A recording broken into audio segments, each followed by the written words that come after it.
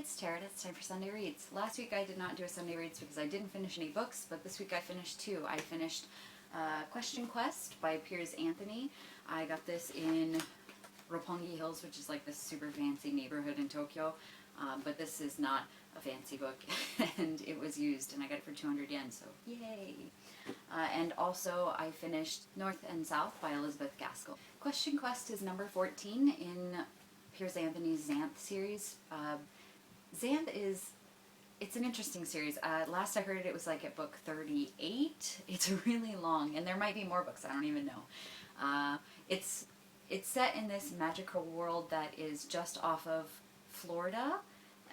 If you pass through this zone, you'll enter into Florida, or Mundania as they call it. And it's a really easy, fun read. It's full of tons of terrible puns. Looking back at it now, it's full of a lot of different, like a lot of sexism, but I think also it makes fun of a lot of sexism and, gender issues in sometimes offensive ways, and sometimes it's makes you think, but mostly I read the series just for fun, and I picked this one up. It's been a long time since I read it, but yeah, if you're interested in puns and fantasy and you don't know Piers Anthony's Xanth series, you might enjoy that. North and South by Elizabeth Gaskell was about what I expected it to be. I had a hard time reading it. I don't know what it was about it, but I didn't find the characters to be very sympathetic, and I don't know. I'm not good at reading things from that time period. I think women were treated differently, and different things were expected of them, and I feel like maybe she tried to make Margaret, the main character, independent, but I don't know, she ended up being headstrong. Then again, she is quite young. So anyways, this story is about a young woman named Margaret whose family has to uproot themselves from her childhood town of Helston and move to Milton, which is in the northern part of England, and it is a completely different place.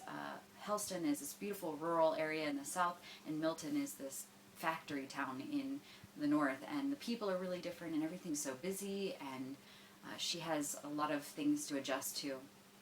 And she meets this man, Mr. Thornton, who's the master of a factory there, and it's basically her story of, getting to know Milton and the different, ways people act there and how different it is from the South.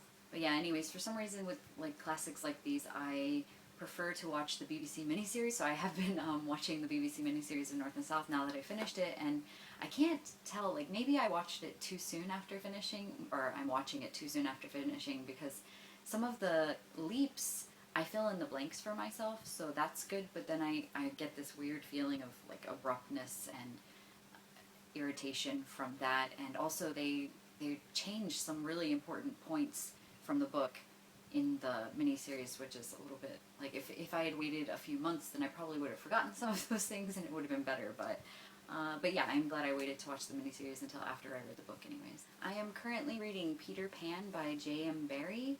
I'm also started The City of Stairs by Robert Jackson Bennett, and I have taken a break from Retribution Falls because I'm just not feeling the audiobook, but I would like to finish it. I have about 5.5 hours left, so I gotta get on that. And the other book I'm reading, I think this is going to be my Japanese book for the month, and it is The Mysterious Library by Haruki Murakami, and everybody's been talking about the English version, and I thought that since it was short, maybe I could try reading it in Japanese.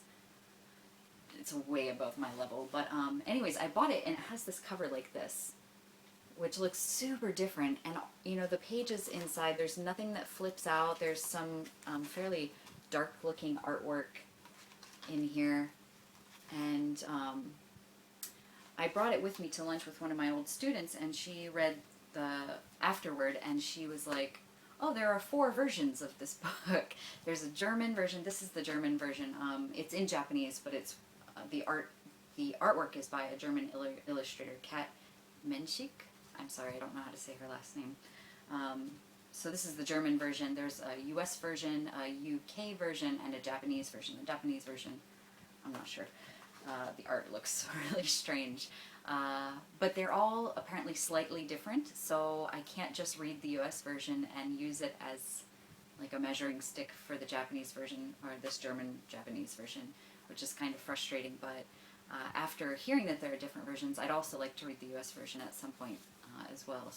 So far I've read one page. It took me like an hour to read one page because it's a lot of kanji and there's not a lot of kurigana above it, or beside it, I guess. So I have to look everything up by hand, which makes it a lot more difficult.